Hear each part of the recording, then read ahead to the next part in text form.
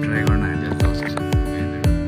अब पसलमा जान्थ्यो होइन त्यो पसलमा चाहिँ लास्टिक भिड हुन्छ क्या र अन्ली यो चाहिँ 1200 रुपियाँ मात्र हो है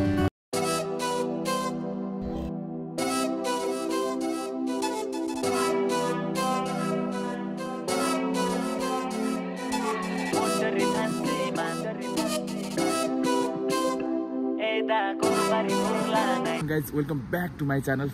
आई होप सबैजना सन्चै हुनुहुन्छ होला म पनि सन्चै छु र आज भ्लग स्टार्ट भइसकेको छ साथीहरू र भ्लग भन्दा पनि कत्रो ठुलो होइन जहिले यो यही बाटो आउँदाखेरि पनि मलाई कस्तो अप्ठ्यारो लाग्छ क्या होइन यो बाटो होइन थरी थरी भनेर अनि मलाई चाहिँ कस्तो मलाई चाहिँ थरी थरी बाटो हिँड्नु मन लाग्छ क्या होइन एउटै बाटोबाट इरिटेट 2 वर्ष भयो एउटै बाटो आयो जयो आयो भयो र आज चाहिँ अलिकति एक्स्ट्रा बाटो जाउँ भनेर सोचिरहेको थिएँ र एक्स्ट्रा हेऱ्यो होइन ठक्क आनन्द टाइपको टक्क चरीहरू बाहिर निक्लिरहेको र आई होप आज चाहिँ मेरो के छ भने गर्मी बढिया छ र अलिकति हिजो हल्का सपिङ गरेको थिएँ र अनि फाइनली हिजो गर्मीको सिजनको चाहिँ लुगाहरू चाहिँ सबै दासो गरेर अनि कि आज चाहिँ न्यू पिस त भन्दिनँ पुरानै पिस हो अनि त्यो चाहिँ लाएर चाहिँ अनि आज कपाल काट्नु भनेर चाहिँ गइरहेको छु गाइजहरू र कपाल काट्नको लागि आज साथी नभ्याउने अरे र आज चाहिँ म जापानकै हेयर कटिङ होइन कि ब्योइन भन्छ यहाँ चाहिँ होइन अनि कि ब्योइन चाहिँ दुईवटा छ तपाईँको एउटा हस्पिटल पनि हो एउटा यो कपाल काट्ने पनि हो र कपाल काट्ने भन्ने ठाउँमा चाहिँ जानु लाग्यो र आई मिन अहिले चाहिँ म घर गएर जुम्बी गरेर यानि कि पैसाहरू मैले बिहान लिएको थिइनँ र प्रायः जस्तो स्कुलमा त्यही जाइरो गाडीहरू मात्र बोकिन्छ होइन कोही बेला अब ढिलो हुन्छ थाहा हुँदैन अनि हतार गर्दाखेरि यताउता गर्दाखेरि र घरमा पुगेर यो सामानहरू राखेर अनि फाइनली आज साइकलमा यहाँबाट 10-15 मिनटको छ र भेटेको पसल हो बाल कपाल काट्छ भनेर र मैले जुम्बी गरिसकेको छु र यसको एक्चुअली म चाहिँ घर आइसकेँ है र मेरो चाहिँ यो जुत्ता राख्ने यस्तै छ जापानमा घ्यागो हिजोको भाडा पनि मान्छे छैन किनकि भ्याएको छैन साथीहरू र भित्र जाँदाखेरि त उडाट हेर्नु न मान्छे बसे जस्तो यो मान्छे हो कि पशु बस्ने अब के गर्नु यस्तै छ जिन्दगी र मैले चाहिँ राख्दै ब्याग यसरी ठक्क राख्ने हो र इट्स लाइक पार्नु पऱ्यो के हो गाइजहरू यता बाहिर स्याहार्नु कि रुममा स्याहार्नु कि कता स्याहार्नु कि दिमाग खराब हुन्छ र फाइनली अब के खानेकुरा पनि छैन होइन नि म चाहिँ खास गरी बेन्चो सेन्चोहरू प्रायः जस्तो समथिङ धेरै खाने भनेको त्यही हो के हो यो कति भइसक्यो यार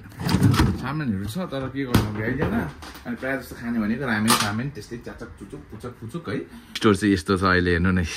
जुम्बी नै गरेको छैन ख्यात्र खुत्रुक यता पनि ख्यात्र राखेको छ यता पनि ख्यात्र राखेको छ र अलिकति आफूलाई युज हुने सामानहरू अगाडि राखेर यसरी बित्दामा र आज लाउने मैले के हो आज अब भनेको पत्याउनु हुनलाई होइन जापानमा ठिक्क उल्टो छ फेरि होइन नेपालमा चाहिँ तपाईँको पुरानो लुगा लाएर कपाल काट्छन् भने यहाँ चाहिँ नयाँ लुगा लाएर चाहिँ कपाल काट्न जानुपर्ने अवस्था हुन्छ बुझ्नुभयो किनकि अब यतैबाट र फेरि मेड इन जापान भनेको जापान हो नि त र फाइनली सो गाइजहरू मैले कपडा पनि लगाइसकेँ र एक्चुअली अब चाहिँ जानु आँट्यो र मेरो ब्याग बोक्छु मेरो ब्याग र अब यस्तै हो फेरि जिन्दगी चाहिँ होइन जति नयाँ लाए पनि जति राम्रो लाए पनि अगाडि चाहिँ यस्तो नदिकन चाहिँ हुँदैन फेरि है यो चाहिँ के छ भने तपाईँहरूले यस्तो देख्ने बित्तिकै अब यो चाहिँ जापानी चाहिँ रहेछ जापानमै आएको रहेछ स्टुडेन्टमा आएको रहेछ भन्ने बुझ्नु है किनकि ब्याग छ नि त र म पनि प्रायः जस्तो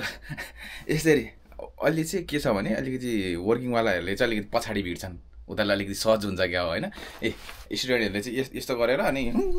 कुद्यो भने पक्कै स्टुडेन्ट भनेर चाहिँ सोच्नु यो चाहिँ एक्चुअली तपाईँहरूको दिमागमा पनि सेट गर्नुहोस् र फाइनली म चाहिँ लाग्नु आँट्यो सो फाइनली मैले चाहिँ कपाल काटेँ है यो कट चाहिँ भन्छ स्ट्यान्डर्ड कट होइन किनकि टाइगर स्रफ जस्तो छ नि त ज्यान पनि ठिक्क अनि यही काटेको सो गाइजहरू र किनकि अरू बेला चाहिँ अर्को पसलमा जान्थ्यो होइन त्यो पसलमा चाहिँ लास्टिक भिड हुन्छ क्या र अन्ली यो चाहिँ 1200 रुपियाँ मात्र हो है अनि तपाईँहरू पनि यस्तै कट होइन त्यस तपाईँहरूलाई सुहाउँछ भने तपाईँको फेसमा सुहाउँछ भने चाहिँ सो आउनु होला धेरै टाढो छैन सिनेमा यहाँबाट ठिक्क भित्र त्यो एरिया तपाईँहरूलाई थाहा होला होइन त्यो एरियादेखि भित्र छिर्नु हो भने ठिक्क अगाडि छ अनि फाइनली जस्ट अब अहिलेसम्म चाहिँ यस्तो कट काटेको थिइनँ मैले काट्दाखेरि किनकि अलिकति माथि नै यस्तै राख्थेँ होइन अनि यो चाहिँ अब ठिक्क अफिसियल कट पनि देखियो बबाल पनि देखियो भनेर मैले चाहिँ काटेँ हो र सुरु अब चाहिँ लाग्ने हो। यस्तो छोप्दाखेरि त काले मान्छे झन् काले देख्दो रहेछ। र अब जिउ सबमा गएर चाहिँ टक्क लगाएर कालो कोट होइन कालो प्यान्ट किनेर मान्छे नि कालो यता नि कालो भन्ने इच्छा। र यो त्यो अगाडि चाहिँ तेनुजीको सबैभन्दा ठुलो बिल्डिङ त्योबाट थोरै यता आयो भने चाहिँ खास गरी यहाँ सबै प्रकारको आइटमहरू छ है। र म चाहिँ छिर्दैछु एटलिस्ट के साह्रो कालो देखियो हो आज त मलाई त हो मान्छेले भनेको हुने रहेछ किनकि त्यसै ढेडो भन्थ्यो मलाई आज त झन् औकातमा आइहाल्यो नि। यहाँ त फेरि अलिक गोरे थिएछ के छ भने सबै कमाल भनेको हुन्छ नि त एउटा होइन मान्छेको लुक्स भन्नाले पनि लाइटै रहेछ क्या लाइटले गर्दाखेरि होइन मलाई कति मान्छेले के भन्छ भने आमा म दाइ त यार भिडियोमा त मेरो बिग फ्यान भने होइन अनि सँगै बस्दाखेरि नचिनिरह मेरो बिग फ्यान रेस्पेक्ट गर्ने दिदीबहिनी दाजुभाइहरू पनि हुनुहुन्छ अनि त्यतिखेर चाहिँ कस्तो हुन्छ भने होइन मनै